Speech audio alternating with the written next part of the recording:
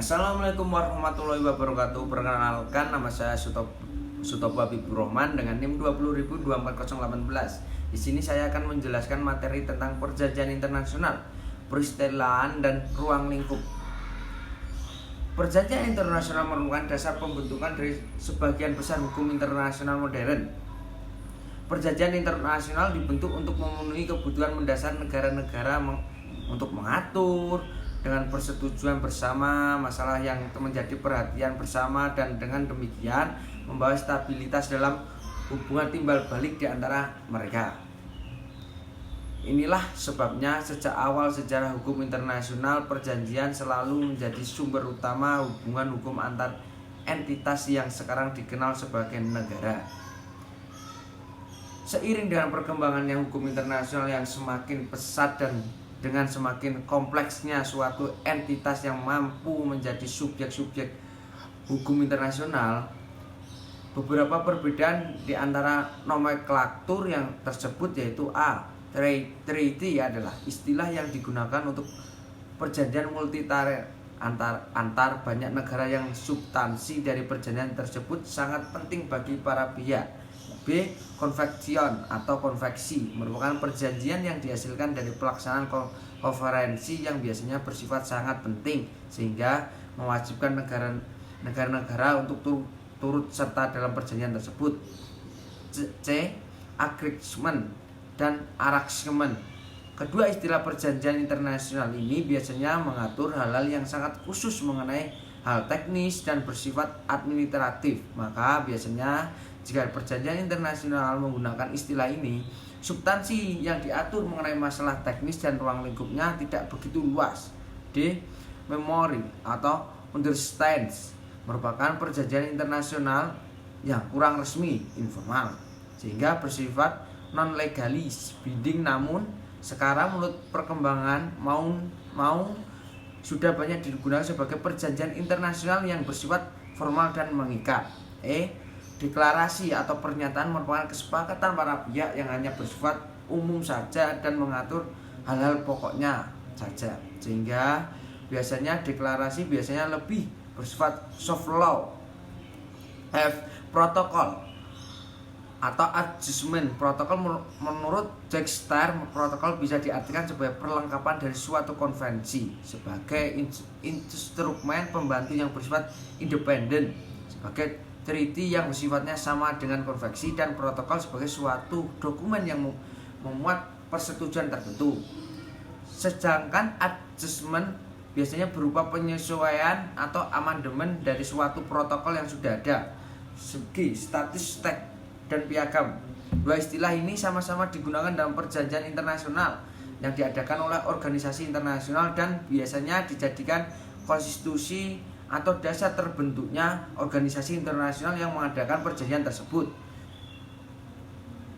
Modus vivendi, istilah yang digunakan dalam perjanjian internasional yang digunakan untuk instrumen kesepakatan yang bersifat sementara dan kurang resmi. I. Concordat adalah istilah internasional yang biasanya digunakan untuk kesepakatan antara tahta suci dengan negara-negara lain di bidang keagamaan. C. Agreement Summers merupakan suatu kesepakatan antara wakil-wakil lembaga pemerintah tentang hasil akhir atau hasil sementara dari suatu pertemuan teknis. K. Pertukaran nota politik, instrumen diplomatik yang berisi pertukaran penyampaian atau pemberitahuan resmi posisi pemerintah masing-masing yang telah disetujui bersama-sama suatu masalah tertentu. Perjanjian internasional dapat diartikan sebagai perjanjian yang dilakukan oleh subjek-subjek hukum internasional dan menimbulkan suatu akibat hukum, yaitu timbulnya suatu hak dan kewajiban yang diatur berdasarkan hukum internasional. Sebagai contoh, perjanjian yang dilakukan antara individu dengan badan hukum dari negara yang berbeda tidak bisa dikatakan sebagai perjanjian internasional walaupun ada unsur lintas negara di dalamnya. Demikian pula contohnya perjanjian yang dilakukan oleh Verexde pada masa penjajahan dengan raja-raja di Nusantara sebelum kemerdekaan. perjanjian tersebut tidak dapat dikategorikan sebagai perjanjian internasional karena kedua belah pihak tidak bisa dijadikan sebagai subjek hukum internasional. Selain juga karena tidak adanya keseimbangan posisi tawar di antara kedua belah pihak dalam proses pembuatan perjanjian. Hal tersebut sejalan dengan apa yang diatur dalam Vienna Convention on the Law of Treaty 1969. Perjanjian internasional didefinisikan pada pasal 2 Vienna Convention Law 1966, yaitu suatu persetujuan yang dibuat antara negara dalam bentuk tertulis dan diatur oleh hukum internasional, baik itu berupa instrumen tunggal atau dua atau lebih instrumen yang berkaitan dan dengan bentuk penanamaan apapun. Definisi perjanjian internasional juga dirumuskan dalam Undang-Undang Nomor 37 Tahun 1999 tentang hubungan luar negeri, yaitu pada pasal 1 ayat 3 yang menyatakan bahwa perjanjian internasional adalah perjanjian dalam bentuk dan sebutan apapun yang diatur oleh hukum internasional dan dibuat secara tertulis oleh pemerintah Republik Indonesia dengan satu atau lebih negara, organisasi internasional atau subjek hukum internasional lainnya, serta menimbulkannya hak dan kewajiban pada pemerintah Republik Indonesia yang bersifat hukum publik. Selain itu, dalam pasal 1 ayat 1 Undang-Undang Nomor 24 Tahun 2000 tentang perjanjian internasional juga mengatur definisi dari perjanjian internasional, yaitu perjanjian internasional adalah perjanjian dalam bentuk dan nama tertentu yang diatur dalam hukum internasional yang dibuat secara tertulis serta menimbulkan hak dan kewajiban di bidang hukum publik. Bormauna di dalam bukunya yang berjudul Hukum Internasional, Pengertian, Peranan, dan Fungsi dalam Era Dinamika Global berpendapat bahwa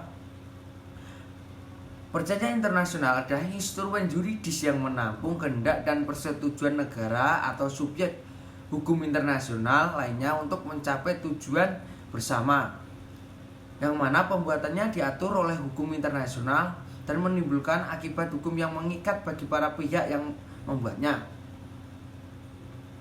Penjelasan terkait siapa yang dimaksud subjek hukum internasional yang memiliki legal capacity untuk membuat perjanjian hukum internasional ditegaskan pada pasal 2 ayat 1 huruf A Konvensi Wina 1986 dalam perjanjian antara negara dengan organisasi internasional atau antara sesama organisasi internasional, yang menyebutkan bahwa perjanjian internasional adalah kesepakatan internasional yang diatur oleh hukum internasional dan dibuat dalam bentuk tertulis, satu antara satu atau dengan negara dan satu atau lebih organisasi internasional. Dua, antar organisasi nasional, apakah perjanjian itu diwujudkan dalam satu instrumen atau dalam dua atau lebih instrumen terkait apapun penunjukan khususnya berdasarkan uraian beberapa definisi tersebut. Maka secara umum dapat disimpulkan beberapa unsur yang menjadi syarat suatu kesepakatan dapat dikategorikan sebagai perjanjian internasional, yaitu A. Perjanjian internasional harus berbentuk tertulis agar dapat dijadikan bukti otentik bahwa perjanjian tersebut memang ada dan benar merupakan hasil dari kesepakatan para negara pihak. B. Perjanjian internasional diatur oleh hukum internasional dikarenakan perjanjian internasional pasti membebani para pihak dengan hak dan kewajiban sehingga muncul akibat hukum bagi para pihak, maka perjanjian ini tersebut harus tunduk pada hukum internasional maupun hukum perjanjian internasional pada umumnya. C. Perjanjian internasional merupakan objek tertentu,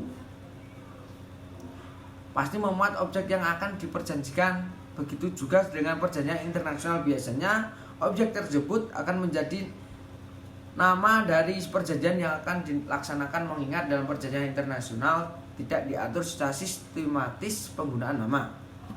2. Sumber hukum perjanjian internasional. A.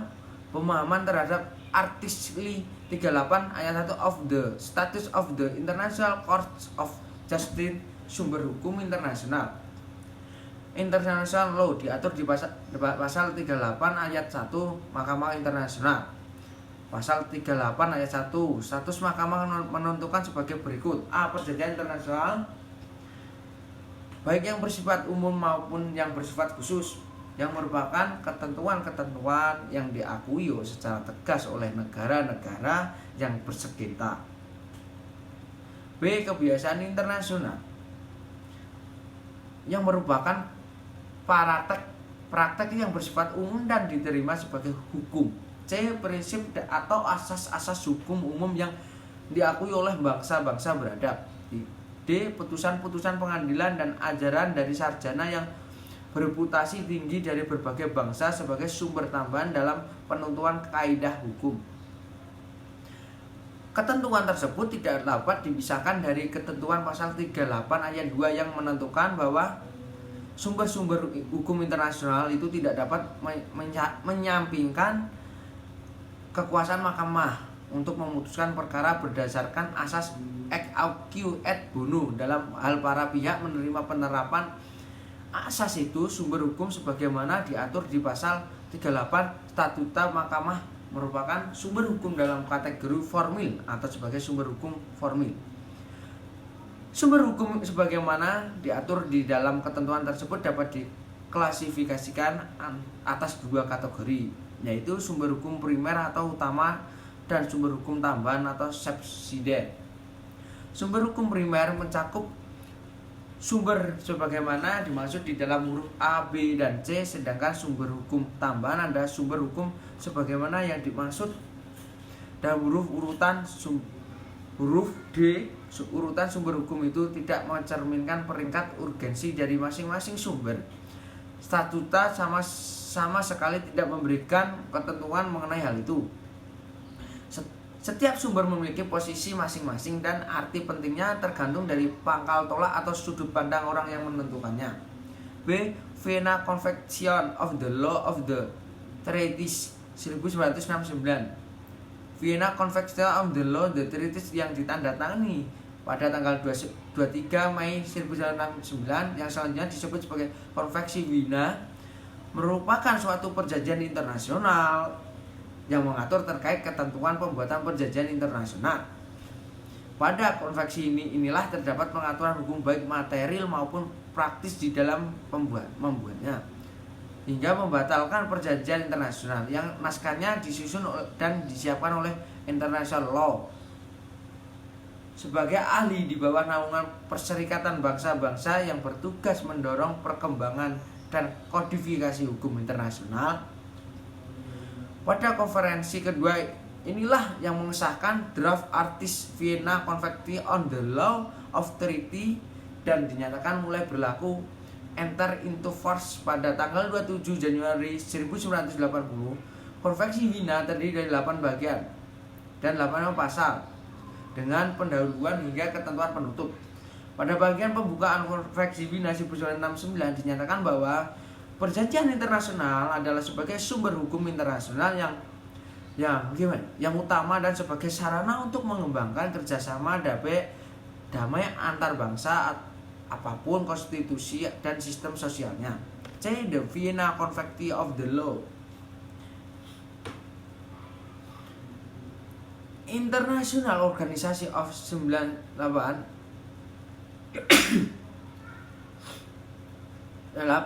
atau Konvensi Wina tentang perjanjian antara negara dengan organisasi internasional atau antara sesama organisasi internasional tahun 1986 merupakan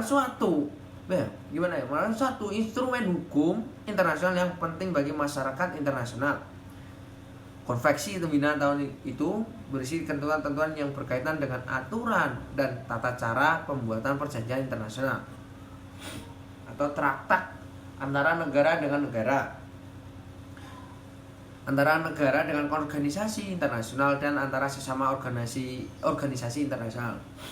Ketentuan hukum internasional yang secara khusus mengatur tentang pembuatan dan berlakunya perjanjian internasional, reservasi penafsiran terhadap ketentuan dalam perjanjian internasional, akibat hukum bagi pihak ketiga, amandemen dan modifikasi tidak berlakunya perjanjian internasional, penghentian dan penarikan diri, penyimpanan instrumen perjanjian internasional dan penyelesaian sengketa dituangkan pada bagian 1 sampai dengan bagian 8 pasal 1 sampai dengan pasal 86 Konvensi Wina tahun 1983, 3 Peraturan Perjanjian Internasional. Perjanjian internasional pada dasarnya terbagi ke dalam 2 bentuk, yaitu tidak tertulis dan tertulis. Perjanjian internasional yang berbentuk tidak tertulis biasanya merupakan pernyataan sepihak ataupun secara timbal balik dari kepala negara, kepala pemerintah atau menteri luar negeri, yang kemudian pernyataan tersebut diterima secara positif oleh organ pemerintah dari negara lain. Namun, perjanjian internasional ini sangat jarang digunakan karena kurang menjamin kepastian hukum meskipun kekuatannya mengikat. Maka sama dengan perjanjian internasional yang berbentuk tertulis. Adanya perbedaan dari kedua bentuk perjanjian tersebut tidak mempengaruhi kekuatan mengikatnya, karena setiap perjanjian yang dibuat pasti mengikat negara yang menjadi pihak perjanjian itu sendiri. 4. Jenis perjanjian internasional. Perjanjian internasional dapat dibedakan berdasarkan jenisnya, yaitu A. Perjanjian internasional dari segi jumlah pesertanya. Terdapat 2 jenis perjanjian internasional berdasarkan klasifikasi ini, yaitu perjanjian internasional bilateral atau 2 negara dan pihak. B. Perjanjian internasional berdasarkan kesepakatan yang diberikan untuk negara pihak. Terdapat 2 jenis perjanjian internasional dalam klasifikasi ini, yaitu perjanjian internasional tertutup dan perjanjian internasional terbuka. Sebaliknya, pada perjanjian internasional terbuka, pihak ketiga atau negara-negara yang pada awalnya tidak terlibat dalam pembentukan perjanjian internasional tersebut dapat menyatakan persetujuan untuk terikat dengan perjanjian tersebut di kemudian hari. Yang C. Perjanjian internasional dari segi kaidah hukum yang dilahirkan oleh klasifikasi ini memiliki kaitan erat dengan jenis perjanjian internasional sebelumnya dan membagi perjanjian internasional ke dalam 3 bagian lagi, yaitu perjanjian internasional yang melahirkan kaidah hukum khusus yang berlaku bagi para pihak yang terikat, atau kaidah hukum khusus yang berlaku dalam kawasan regional tertentu, dan kaidah hukum yang berlaku secara universal umum. D. Perjanjian internasional berdasarkan bahasa. Suatu perjanjian internasional dapat dirumuskan dalam 1 bahasa, 2 bahasa, atau lebih yang dirumuskan dalam 1 bahasa tertentu saja yang sah dan mengikat para pihak, ya, atau semuanya merupakan naskah sah, otentik, dan mempunyai kekuatan mengikat yang sama. Perjanjian internasional berdasarkan substansi hukum yang dikandung, yang secara garis besar ada 3 macam perjanjian internasional yang jika ditinjau berdasarkan kaidah hukum yang dirumuskan di dalamnya, yaitu perjanjian internasional yang seluruh pasalnya merupakan perumusan dari kaidah-kaidah hukum kebiasaan internasional dalam bidang yang bersangkutan, yang merupakan perumusan atau yang melahirkan kaidah-kaidah hukum internasional yang sama sekali baru dan bisa disebut atau yang substansinya merupakan perpaduan antara kaidah-kaidah hukum kebiasaan internasional dan kaidah-kaidah hukum internasional yang baru. F. Perjanjian internasional berdasarkan pemerkarsanya. Perjanjian internasional sudah pasti lain atas kebutuhan untuk mengatur suatu objek yang dihadapi secara bersama-sama oleh para pihak yang berkepentingan. Maka pasti ada pihak yang berinisiatif untuk mengadakan suatu perjanjian dengan negara lain atau organisasi lain berdasarkan pemerkarsaannya. Perjanjian internasional berbagi ke dalam 2 golongan, yaitu yang kelahirannya atau pembentukannya diprakarsi oleh negara atau negara-negara dan atau organisasi internasional. Dari saya sekian. Wassalamualaikum warahmatullahi wabarakatuh.